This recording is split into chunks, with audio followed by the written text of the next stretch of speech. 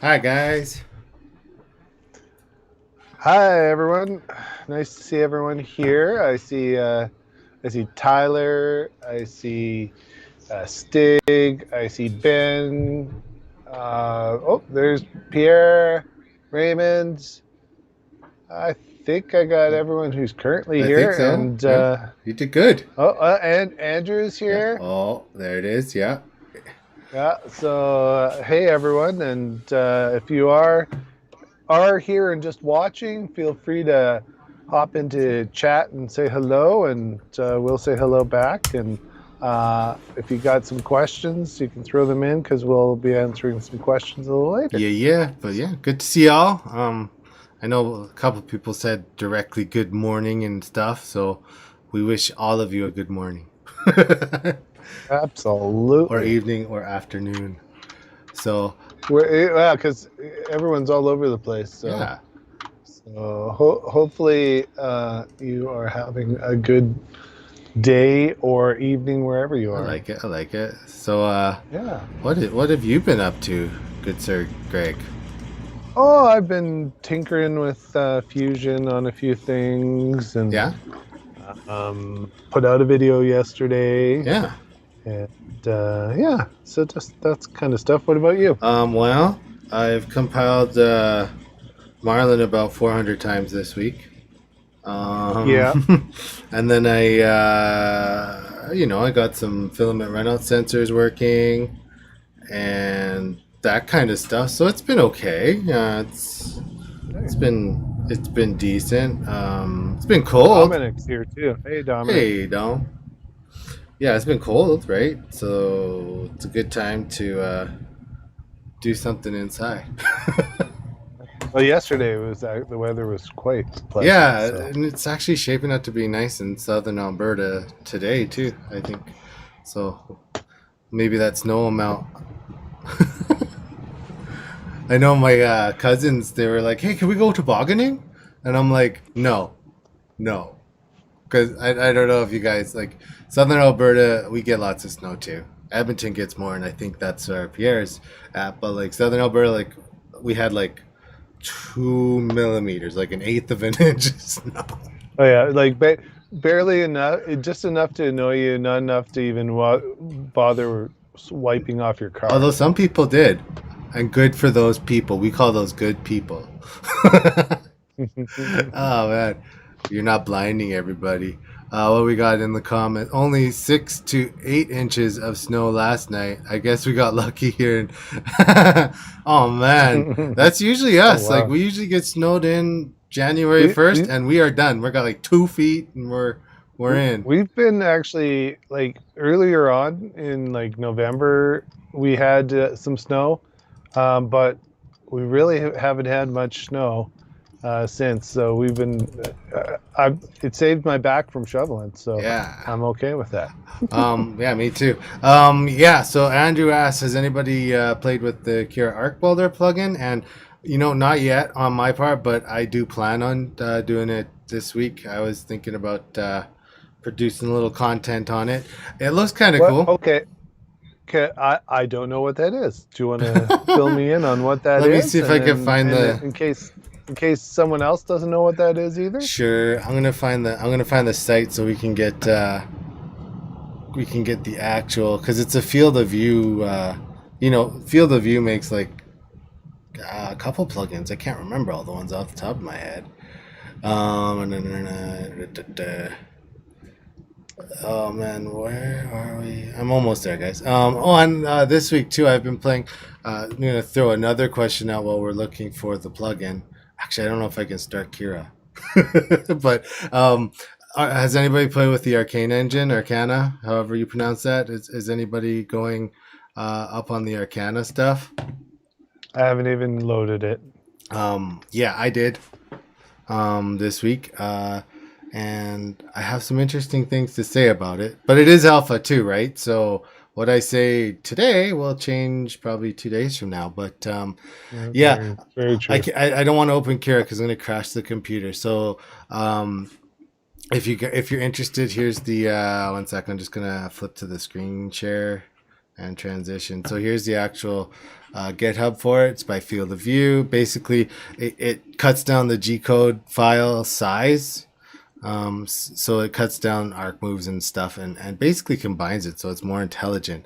And the reason I ask about the Arcan engine at the same time is it does kind of the same thing. It generates new different tool paths. So that's kind of... So it just is a more intelligent G code generator. Yeah, it changes the tool path for sure. So okay. It's like when you're generating in so if you're a programmer out there, oh, somebody just said OpenSCAD. I was going to say, if you're generating files programmatically in OpenSCAD, you can actually get more efficient STLs, right? So it can build those faces on the model better just because of the way you're generating it, and that can cut down on your toolpath size too. So that's pretty sweet. This to support ARC in G-code G23 for firmware supporting it like Marlin. Yes, so you do need ARC support enabled in Marlin, and then you're good to go. So if you are building your Marlin from vanilla, I want to say that ARC support's actually enabled now in most of the example configs, in most of them. So if you're printing a curve circles, yes. And I mean, we all know that Cartesian printers have a hard, not Cartesian printers, just like Core XY, Cartesian, they have a harder time printing circles. And this ARC support helps that. But is that the 8-bit that on a lot of the boards? Should the 32-bit be better at handling that? In theory? In theory it is, but like mechanically speaking, you're still driving your steppers the same way, right? So like having but I would think that if you could calculate better, you could have better stepper moves. Yeah, for sure. And like that's exactly where that plugin comes in. And I'm going to be honest, too, guys. Since Prusa 2.3.0, like I haven't really opened Cali a whole lot. I opened it to print that Cali cat, and I wish I had it still, with the Arcana engine. And if you guys, let's see if I can find it and put it in the chat. So if you're not aware, there is a new slicing engine coming out. Andrew said it made a big difference on his 8-bit board, just with the adding that plugin. See, and I could see that on an 8-bit, right? Because it's optimizing it for the board. Like the 32-bit ones can definitely like just power through it. They have more processor, right? So they can do math, and it's awesome. But those 8-bits can help. So in the chat, boys and ladies and girls and peeps, I put a link into the Kira. It's the Arcane engine. I don't know. Is it Arcane? So anyway, I put a link. If you're interested, here's the screen, what it looks like, and don't be disappointed when it looks exactly like Kira, because it does. But it's a new engine for them to slice on, so it's changing things. So you get better tool paths. They've optimized all of this stuff, which I don't want to really read one at a time. I don't think I need to. It's right. Well, it's so small. Oh, great. Can't see. So it's variable line width. They've changed the strategy on how they do that. Minimum variable line width, wall transition angle and length. We got a wall transition distance filter. So remember, like in Kira 3, where you used to have really bad imprints from the infill on the edge of your model, right? That's kind of like, I mean, we're past that. It's really good now, but that's kind of what that affects. And then maximum extrusion and deviation. So, I mean, we've all heard junction deviation, right? It's in Marlin. There's a similar version of it in RepRap. I forget exactly what the duet name for it is, but all of these put together are designed to give you better shell, better print, stronger print, and I have used it. And like I said, it is Kira, so when you install it, all of your stuff comes over from Kira, if you have a current version, into this version. And you can use your backups to restore profiles and stuff, but there is a problem with doing that. Wah, wah, wah. Ben was saying it's probably pronounced Arachne. It probably is pronounced Arachne. If it's not, let's start the movement right now. Arachne. Let's own that. The only difference when it's loading, they have like a little safety tape around the Kira logo, so you know that you're loading the alpha version of something. But it does work fairly well. Now, I'm just gonna transition back to our heads here. Here we go. Arachne, because we're claiming it. It's ours now. It's Arachne. When you bring your default profiles back in, there are some settings that perhaps you have tweaked over time, and this is true over any slicer as it gets newer. But things change, and when they get more math behind line width or more math behind variable wall width, right?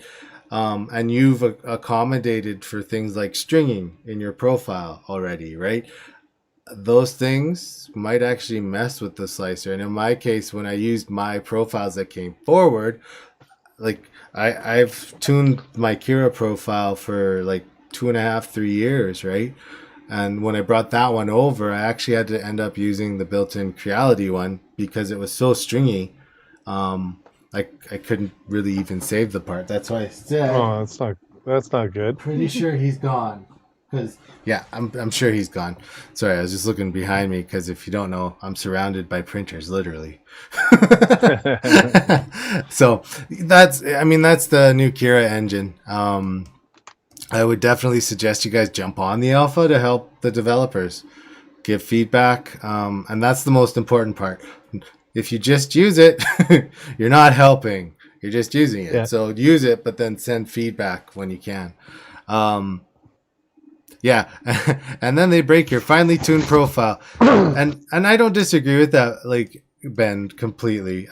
I think though, too, like when we talk like new Kira 4.8 or we talk Prusa 2.3.0, and maybe Idea Maker you have to tune for your printer unless you have an Idea Maker, so you can't use those ones. But like the default profiles are getting to a place where at least beginners don't have to tweak. You know, there might be something you need to change, but like we've said before, like I had a fairly tuned Prusa profile, and then with 2.3 I abandoned it and just took the stock profiles from Prusa yep.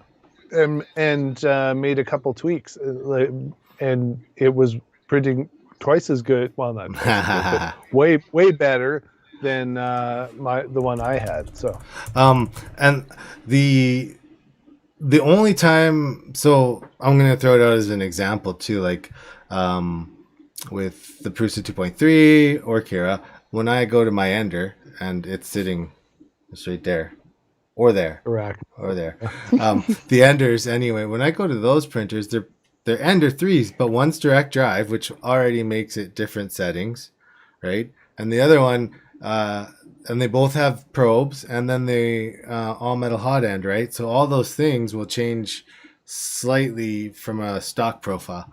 Are you talking about the gravity fed bullet feeder we talked about 18 months ago? See, man, chat's alive. I've missed so much. I'm sorry, guys. I'm sorry.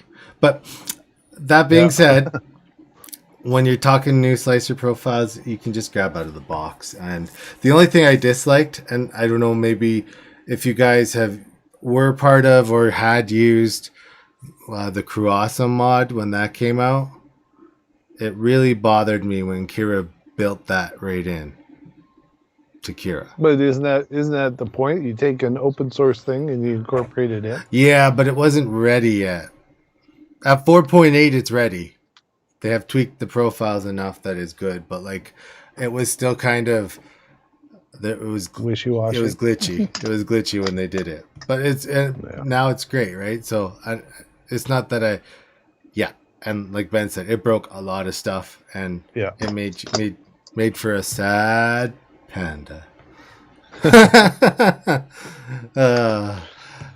So I mean that's kind of that wasn't even on the list for today, but good questions and points, everybody.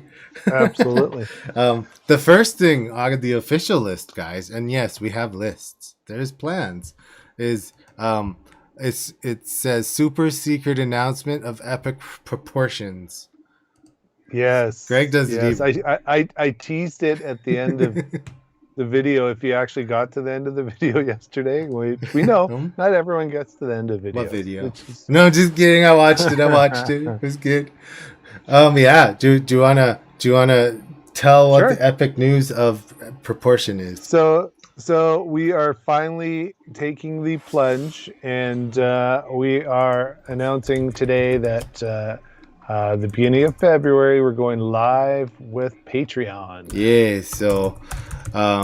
It's something that people have been asking us for a while. Multiple people have. So, and we've had questions about, well, would you guys run private, workshop-y things on Marlin or that kind of stuff? And this is the method that will drive those kind of things. So there's some bonuses, and we'll talk about. We're still setting stuff up. So we'll probably have a launch video or something, because we have to record it for Patreon anyway. Yep. Talking about the different levels and what we're going to do. So yep. So watch for that if you're interested. Great. We just appreciate you guys coming and joining us in chat. Yep. And we appreciate all the thumbs up you give us and everything. So yeah, and like that helps the algorithm gods. Yeah, anything that helps the algorithm gods. By no means is Patreon like a requirement for anything. No. By the by, we've had there's a few people that have asked how to support the channel, and this is going to be the method for that. But just subscribing, hanging out, chatting, supporting the channel. So it's not anything that you're going to be losing. Like, we're not putting our regular content behind a paywall. everything in Patreon is new, and just for Patreon. So that's the super exciting secret news. That's not secret no more. There you go. And with that super secret exciting news, Greg and I are going to get rid of a few things, like our crappy intro video. We need to re-record our awkward we're standing talking about weird. ourselves video. Yeah. Hey, just out of fun and curiosity in the chat, if you saw that video, can you put a thumbs down emoji in the chat? I'm just curious how many people actually watched it. So it'd be good to know. So yeah, if you saw that, thumbs down in the chat. And don't worry, we know it's terrible. We actually that video. I think that was like the 6th take. It was, and that video is one of the few that have actually lost us subscribers. So I don't think you want to watch it. Don't do it. If you do want to watch it, just go youtube.com/3dmakeit in a different window. Yeah, I apologize if you're going right now. Well, thank you, Andrew. It was the best we could do at the time, so I think we can do better now. Yes, we have better light, and we're friendly. Stig, we're friendly in it. Stig, thank you so much. I missed it, but thank you. Oh, hey man, thanks so much. We appreciate you. And again, by no means is anything expected, but hey, thank you so much. Exactly, Andrew. We're moving up. We're getting better. Like we're adding. I like to add funny things in my videos and editing, like those little. But like I said to Greg the other day, it's like you do funny sound effects. It adds another 2 hours to editing. Because you have to. It takes about 2 hours to find the right sound. Yep. I don't know if I got a chance to last week, but I know we're doing our heat video with the control boards and the Trinamic steppers, and we're going to do some comparison stuff on that coming real soon now. And I want to thank Raymond. I don't know if I did publicly, so I'm thanking him now. I think you did, but I think it doesn't hurt to thank him again. He sent down some boards and stuff for us to test with. Not just one. No, two boards and driver. Yeah, well, we appreciate it, my friend. Thank you so much, and we're gonna get those videos rolling. And I'm happy to. And the next time we're actually in Calgary, we could return the boards. Hey, maybe we'll all be able to see each other and go out for a coffee or something. Never know. Wouldn't that be an idea? If coffee places are open. I do funny sound effects, but my wife says they smell bad. Wah, wah. Good one, Ben. That's good. That's too good. All right. The next thing on our list, if we're ready to move Number there. 2. Let's do this. All right. What are you designing which was the topic of today, which I put out there just because I happen to be playing around with Fusion. Yeah.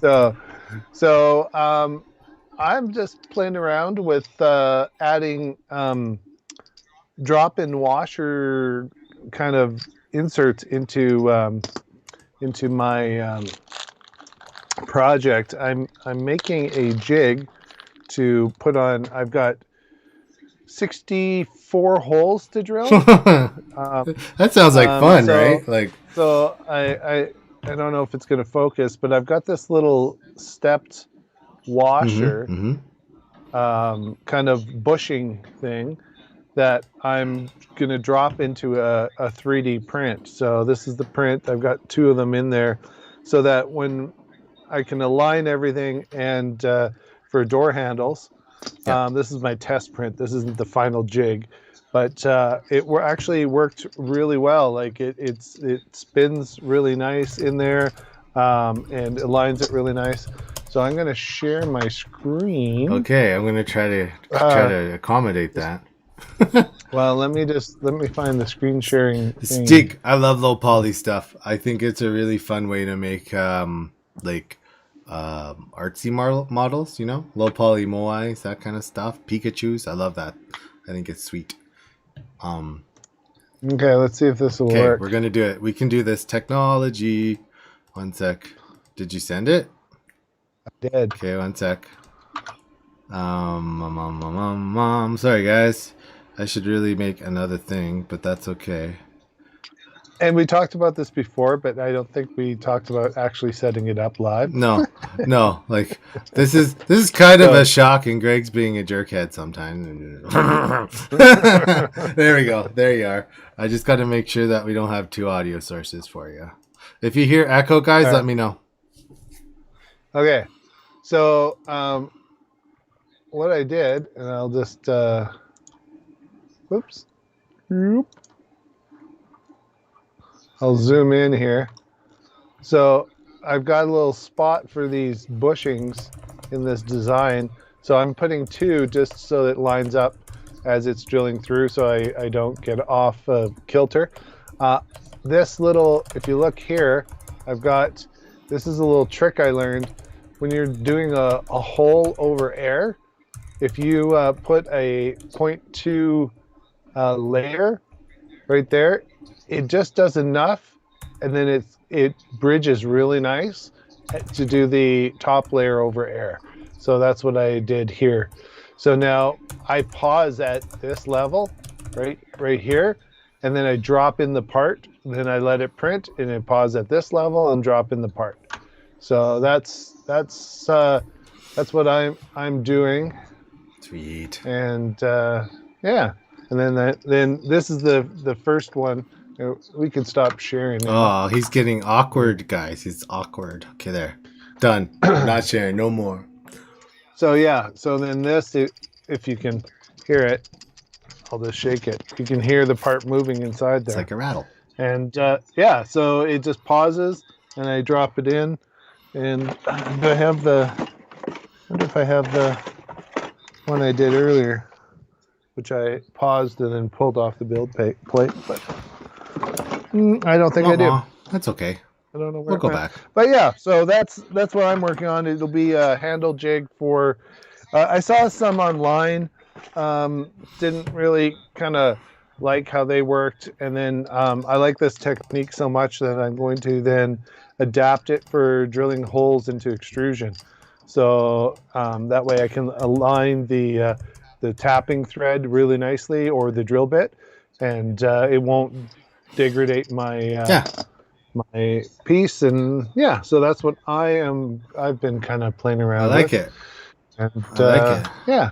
I don't know if anyone has tried putting inserts into their like actually stuff embedding, into things. Embedding. Yeah. Well, just like, and it's loose. It's not solid too. I made enough tolerance so like it spins. It's kind of funny. I was watching. I had the YouTube on last night because I like to watch the YouTubes, and Tom came on, and it was very similar. It was the one where he had the inserts in for his like hose spinner outside that didn't work, but like it reminded like the inserts remind me of that project, just very high level ish. What we got, Stig? I also working on designing shock pistons for my 1/5 scale RCs using FreeCAD. Yeah, FreeCAD. That's a powerful tool, and I haven't played with. We're very fortunate in the fact that both David and I work for an educational institution, so we have access to the educational version of Fusion 360, which is the full-blown version, and we don't actually have to pay for it. So that's very fortunate for us. And so because we're spoiled that way with Fusion, I haven't really experimented with FreeCAD or SCAD much because I'm so comfortable in Fusion now. Yeah, and I mean I've done OpenSCAD. I really like OpenSCAD, but I'm also a programmer. But like I gotta agree, like we're not a programmer. We are lucky in that respect to have Fusion, because I use Fusion for my CNC. Right, like I use Fusion to generate my CNC paths for my. I got a 3018, so it's a powerful tool, and I'm glad we can use it. But FreeCAD's a great option. Yeah. The other one, so like I'll show you what I have been working on, and I had to think about it because when Greg came up with this topic, like, what have I done in Fusion for a bit? But I have done some things. So it started actually in Tinkercad with this name. So yeah, Fusion doesn't work with Linux. So sorry. That's true. FreeCAD That's works true. real good in Linux, and it's actually just as powerful. It's just maybe a little more hoopy to jump through sometimes. So I have this name. I'm gonna stop rotating it. It doesn't matter what name it is, but the reason I came into Fusion or into Tinkercad to make the name is because I like the scribble tool.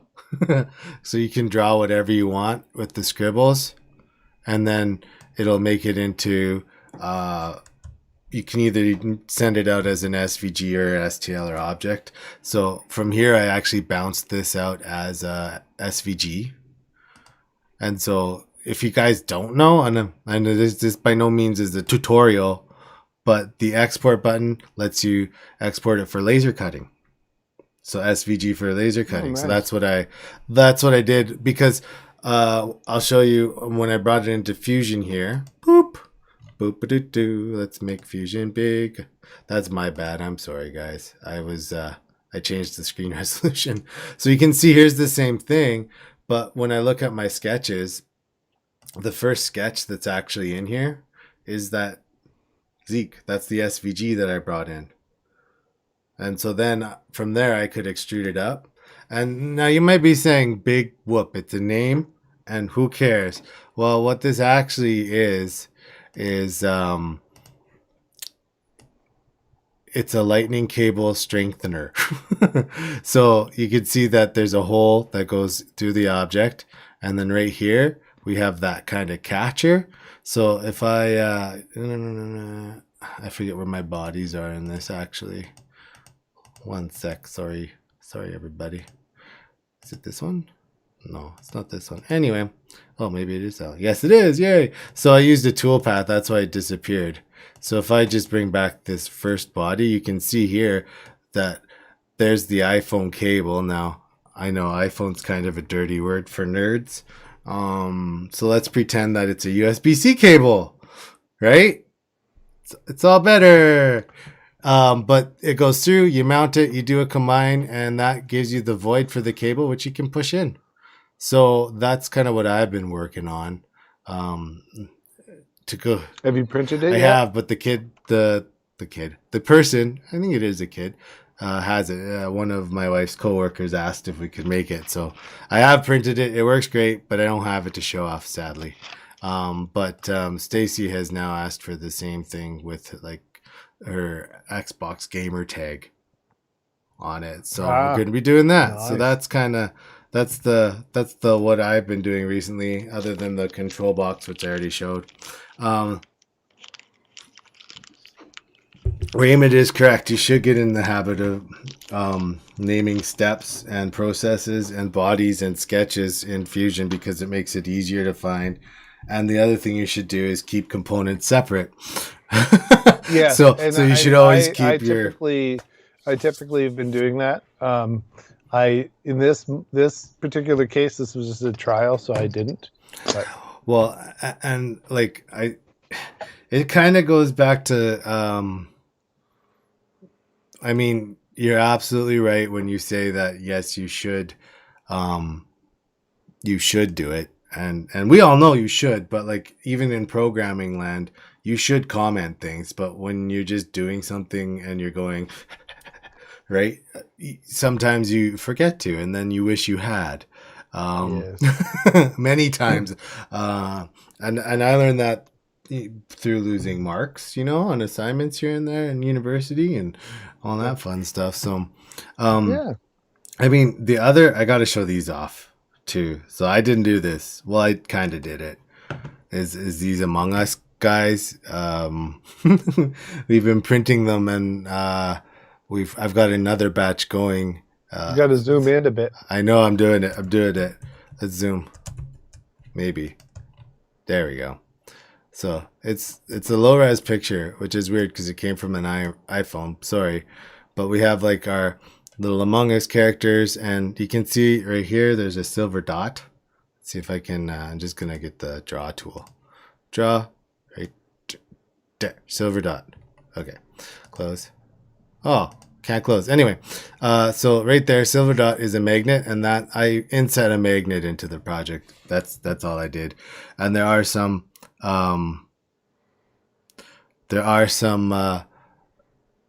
advantages and disadvantages to the magnet, but she took them to work and they started playing with them.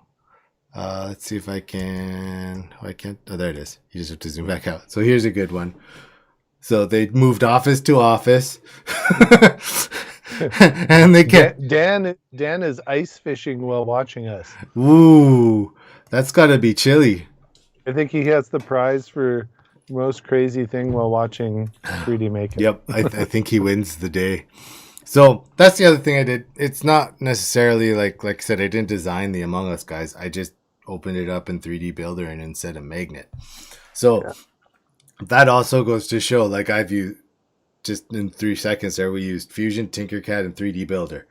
Like we are not stuck to one tool when we're doing design. And like FreeCAD is in my arsenal too. I learned it a long time ago. So well, the next topic on the list is being frustrated. I don't need practice. That's not a topic. I'm always frustrated. So I have 2 versions of these little guys. They're the ESP 01. One is the ESP01S, and one is the ESP8266, which basically they're the same thing. And I'm prepping for my next video, and I've even got the Big Tree Tech programmer, and I can get it to show up as a Wi-Fi access spot. I could upload the required files to get it to do the wizard to connect it to the Wi-Fi. And once I upload those files, it goes to a black screen and nothing. And so then I've been trying to go and reflash it. Yeah. And go into programming mode, get it up. It starts talking to it, but it errors out. Like it will not flash. So I'm frustrated right now. I wanted to include that in my video, and so right now it's not going well. So if anyone has any tips on programming these damn things, please feel free to drop it in chat, because Craig, there's no swearing on 3D Maker. Sorry. No, just kidding. I didn't think I swore. You did, but it was a little one. It doesn't count. So it is frustrating, and I'm not a big swearer, but I'm pushed to the edge. The edge has been reached, and the swearing will commence. I have a suggestion, and I know we talked about it briefly, but you might have to pull an Arduino out and go right through the ISP. I've tried that too. It will not. It doesn't want to actually write. Like it says it's the wrong version or the wrong whatever, and it's frustrating. Does your ESP have a reset on it? Like the programmer has a reset pin. Yeah. Okay. Just wondering. I mean, I was thinking it could be a faulty module, but 3 faulty modules? I don't think it's a faulty module. I think because it does come up. It does. The Wi-Fi access point does come up, but it just it's frustrating. Like all 3 of them, if I plug them in, I do get a little access point. I can connect to the Wi-Fi. I get an IP address. Yeah. I get all those things, but then I can't get to the programming webpage. Now, I have been doing this with my phone. Maybe I should be using a PC. So and Internet Explorer too. Yeah, maybe. It couldn't hurt. And it's still around, right? Might as well use Internet Explorer. I don't think it's on my computer anymore. So I've got a copy of Windows XP. I'll send it on over. no, thanks. You got a disk drive? Yeah, I'll maybe I should break out Mosaic and Windows for Workgroups. Ooh, there you go. There you go. Nerd jokes. Anyway, so that's the frustrating thing that I've been fighting with. I probably spent like 4 hours yesterday going through every type of tutorial known to man, and reading blogs and breaking up my microscope to read the chips to make sure I had the right version on the counterfeit. And wow, yeah, that's hardcore. Yeah. Hardcore. Yeah. You went the distance. You did the microscoping. Yeah. No luck yet. So yeah, I mean, I'd lean towards Stig's suggestion there. Yeah, and it could be, but what's weird is the Big Tree Tech one. Right up until I uploaded those 3 files that it said to upload, was working, and then I've seen online where whenever anyone puts the favorite icon on there, Yeah, it then goes to the black screen.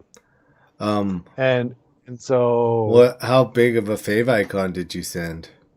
well, it's just a tiny one. It's like I can tell you, I have the power. Because I know that's because if you send a too large one, 2 kilobit. 2 kilobit, that should be okay. Because some web servers can't handle that. Actually, no, that's what it's reporting. It's actually 1.2 kilobit. Ooh, yeah, so it's tiny. It's weird. I'll have to look at it. I understand the frustrations though, Greg. I've had them too. Like when I bought the Big Tree Tech E3 Turbo board. Remember that? That was frustrating for a few days. Yep. Right? Like this week my frustration was I had an idea early on in the week to change the firmware on my Ender 3. That was working fine, but I wanted to add that runout sensor. Yes. That was so if you guys have followed us, and I think everybody here has, you know that we do a lot in Marlin. I managed to compile Marlin and make my printer not print no more. It would print the first layer and that was it. And it took me a while to figure out what the heck I had done. And it turned out it was something in the nightly build that I picked up on Monday. Yeah. So going back to the main release actually fixed the problem. So on one printer, the nightly build works great, but when I grabbed the new nightly, it didn't extrude past so many millimeters. So it was ignoring the prevent long extrusion. Stig suggested a Chris Riley video, and I did watch that one. I will rewatch it and see but I'm pretty sure I'm doing everything that he did in that video. But I will rewatch that one. Ben says if it ain't broke, don't fix it. I agree with that, but this afternoon my plan is to break the SX4 to get that firmware up to 2.1.7.2, and then I've got I ordered a Triangle Lab filament runout sensor. I know you guys have seen these, and this my plan is this is going on the SX4, so we'll see how that works because it's got that weird. I want to get it as close as I can to the extruder. And on the SX4, it's got that long thick Bowden tube, right? So it's good. Yep. But I do have enough wire pair running back already through the harness to put that in. So it won't be too bad, but I'm going to break it. And Ben, well, it happens. It does. The bug fix, I love it and hate it. I love the bug fix on my E3 Turbo board because it fixed a problem. But on the other flip side, I'm introduced a problem that wasn't there. But if you're having a specific issue that's related to a bug, it's going to be fixed in there. But you never know if they haven't Mileage will vary. Right? They added the semicolon back there, but they missed 4 lines down where they accidentally deleted everything, putting the semicolon in or something like that, right? His shanty's full of 3D printers. He has bake cups, Or rod printed holders. projects. Oh, I thought Yeah. he said his shanty was full of 3D printers. I was being like, well, that's one way to heat your He's just burning 3D prints. Yeah, this one goes in the fire. I wouldn't want to breathe that. Yeah. Don't do it. One question. I have AstroPrint running on my old laptop. Okay. Can I use a USB hub to control more printers? The answer is yes, but you'd probably want to use Docker to spawn more instances of AstroPrint. Or depending on how old the laptop is, you could use Hyper-V to spawn VMs of AstroPrint. So AstroPrint itself is a one-to-one relationship with your printer, but you can spawn more than one instance running at a time. So Yeah.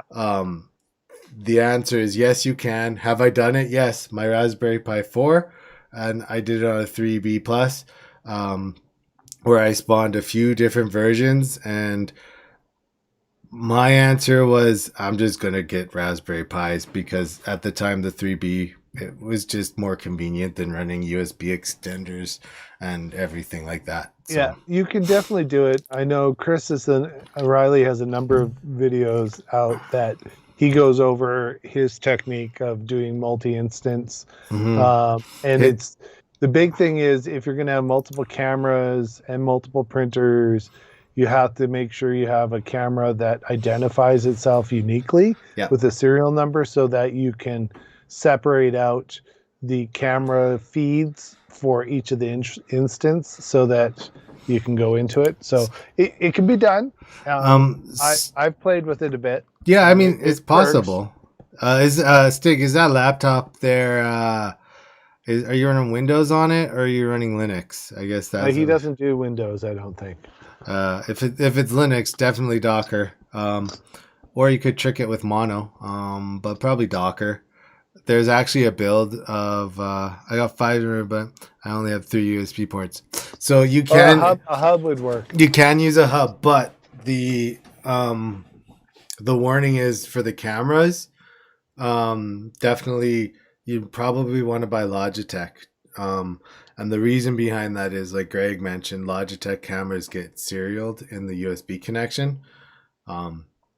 It's the same reason unique identifier for each. Because right now I'm running 4 Logitech cameras on top of my monitor, and the only reason it works in OBS is because each camera has a serial number. If I were to use my cheap cameras, it only activates one. Wow, frog. Yeah, so definitely, and if you do throw in a hub, make sure that it's got enough. Like, I don't know if your laptop has USB 3.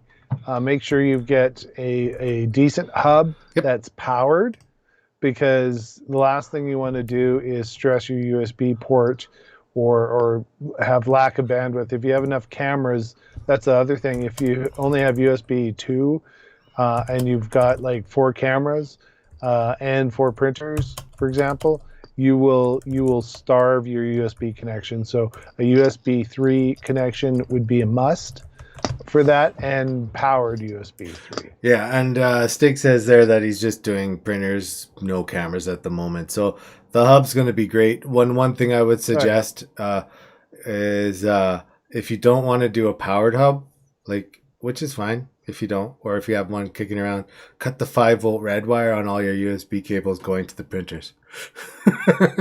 Yeah. So because you don't want to draw a lot of voltage. You just want the data. So and I mean on the SKR 1.3, 1.4 turbos boards of those series, there's actually a jumper that turns the USB power on the board on and off. But like on the E3 series, they're not old there. Enders. Man, I really wish they had these boards here. I really wish that they had the pins, the jumper to disable the power. Like that's a simple thing to do, but yeah. So yeah, like if you open up your USB cable, it's the red one. So just cut the red wire and everything will be fine with life. You can also try to insulate the far. I forget which one it is. It's one of the ones on the far side, but you can try to insulate it. I know some guys have put like Scotch tape over the USB, like that blade, but I don't like that because it changes the size of the plug. Yeah. Well, and so in Canada, we have a place called Princess Auto, and it has a nice surplus section at the back corner where you can find all sorts of goodies, and you can get really inexpensive USB cables that you don't have to worry about sacrificing and carving up. So that's a tip you could do there. I think I'm not sure what if what's the place in the States. I know what you're talking about. We're bad. We're bad Americans. My dad goes there all the time. Ben might know. What's like the electronics wholesaler? Harbor Freight. Oh, there. I don't know if Harbor Freight has a surplus section, but you could always try the dollar store. And Stig, I don't know in your area if you have any good tips on where to find inexpensive USB cables parts. If you have if USB cables that you could carve up, but definitely find a budget one that you can experiment with, and that's what I would suggest. That way you still have one good one. I mean, the ones I do, I cut up the big Tree Tech ones, the blue ones that come with those boards, but I've done it so many times now, it doesn't faze me. I cut the cable and then I ask my wife for her hot glue gun, and then I put some hot glue to insulate everything. But yeah, those ones, that's the ones I cut up. And I usually try to cut them fairly close to the printer side. It's just me, but like I cut it and then I put a collet on it to keep it straight. So it's not like wiggling back and forth.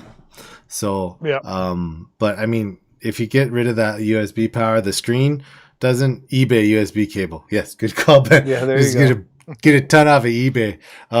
But Amazon probably. I've seen people like unhook their screen because they don't like the blue light on, or like print a cover for it. Well, this is simple. If you don't want the blue light on and you're not printing and you've got the USB cable hooked to it, cut the cord. Well, everything is expensive here in Norway, so I usually use eBay or AliExpress, and that's fair. So I got a question, because I've never been to Norway. I'd love to go. Do they have dollar stores or kroner stores, or I don't know where they sell like little inexpensive stuff, tidbitty things? Yeah, I assume they would have something like that. Amazon can go either way, right? Like Ben says, Amazon's pretty expensive for that stuff, and I don't disagree. eBay is definitely cheaper for USB cables.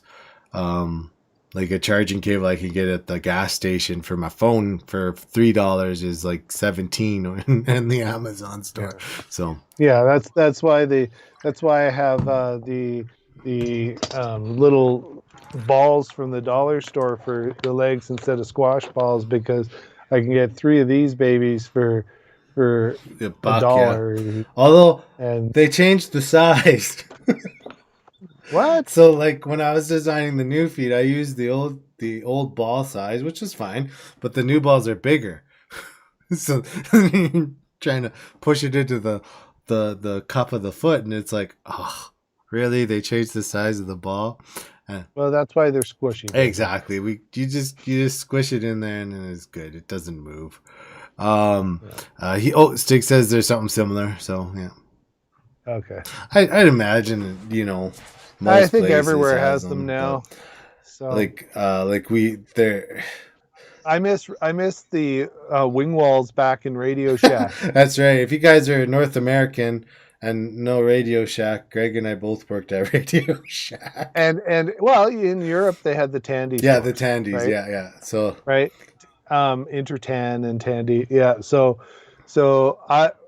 we both in the past, we, worked at Radio Shack in our yeah, youth. in the before time, and we, In the before times when there was a Radio Shack. yeah, well, And I remember, yeah, it was the best place to get, like, you need a resistor, you need a diode. You go back and hunt through the little wing walls in the back, and you'd find an LED or a resistor, and where you go. yeah, there's So free batteries. free batteries, Definitely. yes. You get the battery card. Yeah, Yes. or the unlimited. My favorite take was the unlimited warranty on your headphones. Right, you get tired of them, you just tear the cable off, walk back in, get a new pair. And it was like $1. We also have a chain called Betlema, a Swedish company, kind of like IKEA, but for carpet. Oh, okay, cool. Yeah. I got to do that. The auto assistant came on, Greg. Ben worked there too. See, this is like the Radio Shack reunion. There you go. Or Radio Shack therapy. Man, that used to be the ongoing joke up. Like just in my, like, everybody worked at Sears, right? Like that was the joke in my family because everybody did work at Sears. But not everybody works at Radio Shack. Hey, there you go. And there is no more Sears or Radio Shack. Nope, they're gone. Yeah, it's sad.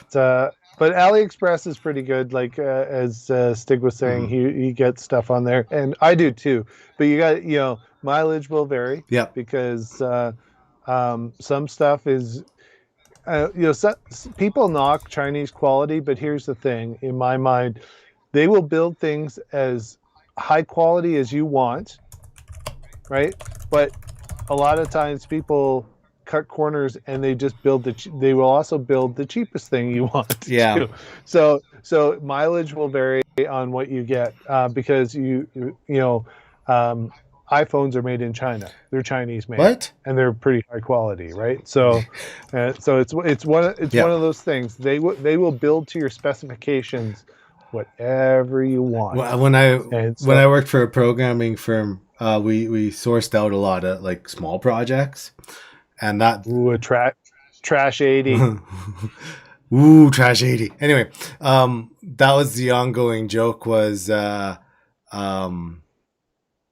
when if you send something out to these guys and say, hey, I want this room painted blue, you'll get it back and everything's blue because you didn't tell them paint the walls blue. They paint the roof, the lights, everything. So you got to be careful on that. So Stig, they will do exactly what you expect. Stig asked a question about. Okay. He asked about the which prints better, spread cycle or stealth chop, and I rebutted with, and I know he will answer in a second. How fast are you printing? Because when you're looking at spread cycle and stealth chop, there's a few things that you can configure in the firmware. One is hybrid threshold. Yep. I shut it off too. And the reason is hybrid threshold basically switches to spread cycle from stealth chop when the stepper goes over a certain amount. So here's the screen and here's the actual line that it does it. And the reason I ask is spread cycle, the intent of spread cycle is to add more torque and power to the driver when it's going faster. So if you... Can you zoom in a bit so they can see it better? Zoom! Yeah, probably. Let's see. I like how... There. So this is the section right now. It's in it's on line 2018, but if you search for hybrid threshold, you'll get there. I don't define it. I know Greg doesn't use it. If you're printing 40 to 50 millimeters a second, Stig, you're fine. Use spread cycle. Or sorry, nope. Stealth chop. Use stealth chop. Spread cycles for fast printing. So like on Core XY, when you're going faster and you need to provide more power and torque to the drivers, that's why it exists. Now keep in mind that if you have this enabled and it's printing nice and quiet, and then it starts doing infill and it's really loud, that is why. Yeah. So or homing, it right? succeeded. it exceeded the threshold, and then all of a sudden gets noisy. So I personally bought these drivers to quiet my Yeah. printer, and so I don't turn on that feature. And you can change and you don't have to use hybrid. You can set them into stealth chop or spread cycle. But Yes, you can. again, if you're not printing That's over, if you're using UART, that's true. Well, no, you right? can do it on the It, board with the pins if you have the. yeah, Um, yeah, but you can do it once, mhm. right? Yeah, That way. But if you have UART, you can dynamically change yeah. it. So that just be aware of that. If you have bought it and set it up, and you don't use Yep. UART, then it's probably set up the other way.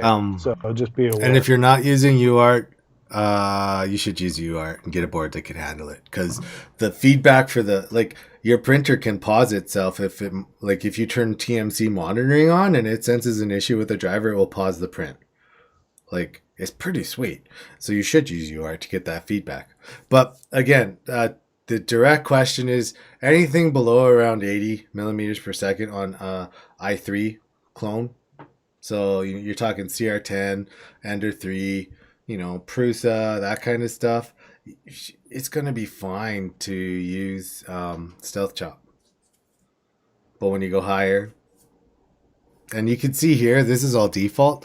So if I go back to this window, this is what the default thresholds are. So it's talking like 100 millimeters per second. Then it's going to go into the other thresholds just to change it to the spread cycle. So you have to go pretty fast for it to matter. And I throw my Core XY around fast on Stealth Chop. So yeah. I saw, hi guys, Chinese are the world's workshop, but if you leave a blank space on your order, you'll get a blank part. That's totally true. Very true. Totally true. And that's true of not just Chinese manufacturing either. That's like everybody. They take everything literally, Mm-hmm. so that and which is good. Like you put in an order, they don't want to miss anything. So so Stick says he's got the E3 Mini 1.2. Yeah, so that's in UART. So you could switch back and forth if you want. But I would say disable. I would not define hybrid threshold if you're playing with the firmware for one, and I would keep them in Stealth Chop, not spread cycle. I concur. Like I said, there's advantages, but you got to go really fast before you actually see the advantages. It runs cooler at slower speeds if you use spread cycle, but you get noise. And is it the worst noise ever because you're used to hearing nothing, and then all of a sudden your printer's screeching at you? It's true, especially if you've worked hard and you got like silent fans and everything. All of a sudden it's I remember it did freaks that out, on that one ender I did, and I'm like, oh my goodness, it only makes weird sounds while it's homing. Then I'm like, wait, I know this one. Yeah. My homing speed was higher than the speed. But so wow. I mean, hey, now that's been an hour. Boom. An hour for you guys, just for you guys. So I guess, we always ask before we wrap it up, are there any more questions? Because we want to make sure if you have questions, we get to them. The other thing too is we recently had a genius moment this week, and we answered it at the beginning of the live stream. I think was it Tyler? I'm gonna scroll all the way up. Tyler. If you need to get a hold of us throughout the week, we could throw it in chat again. This is the email address to get us now. 3d.ca. Pierre has a question, but he'll leave it for next week. Now I'm curious though. See, now you've teased us. The sound level isn't a problem because of my RC. Yeah, RC cars are a bit loud. So it kind of tagged us in our response as a user, but info@3dmakeit will get us through the week. So if you need or have questions you want to email in or whatever, you can send it to there. We are there. Came in late here, but have you tested the 5160s? No. So So we haven't. There's the 5160s and the 61s. 5161s. We have not tested those. Those ones, I think you have to have a really demanding situation to use them. I do like the fact that they have the stepper protection built in, because they've got the little the diodes built on the board, so you don't get The back feed. the back feed. But you definitely, they're designed for higher power, more torque. You'd need, in my mind, quite a bit of a bigger printer to utilize that fully. I would like to try them, but I haven't. Yeah, I've been thinking about putting them on my CNC, because the CNC it can benefit from those. Just the nature of a CNC, right? You're plowing through stuff. So Yeah, and you're probably, with the CNC you could be running 48 volts, and then you could also want to push the amp. So if you really got to push, but at that point you're probably got larger. You have a bigger stepper. But steppers and Yeah. whatnot also, which is what that's designed for.